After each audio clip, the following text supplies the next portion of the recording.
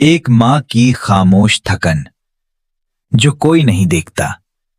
कभी कभी शौहर ये समझता है कि उसकी बीवी बहुत जल्द गुस्सा करने लगी है, बात बात पर आवाज ऊंची हो जाती है, छोटी छोटी बातों पर दिल भर आता है और वो पहले जैसी नॉर्मल नहीं रही। मगर हकीकत कुछ और होती है। वो गुस्सा नहीं कर रही होती, वो अंदर से एक ऐसी जंग लड़ रही होती है जिसका इंतखाब उसने खुद नहीं किया। एक माँ बनने के बाद औरत का जिस्म वैसा नहीं रहता।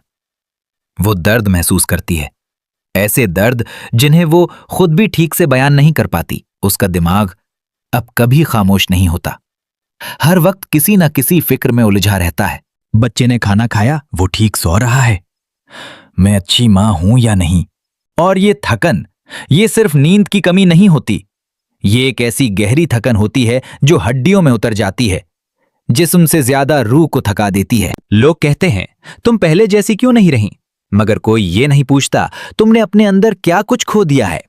क्योंकि वो माँ बनती है, और माँ बनना सिर्फ खुशी नहीं होता, ये एक खामोश कुर्बानी होती है। जब वो ऊंची आवाज में बात करे, जब वो खामोश हो जाए, जब वो छोटी सी बात पर टूट जाए, तो ये ना समझें कि वो आपसे लड़ रही है, वो खुद से लड़ रही होती है।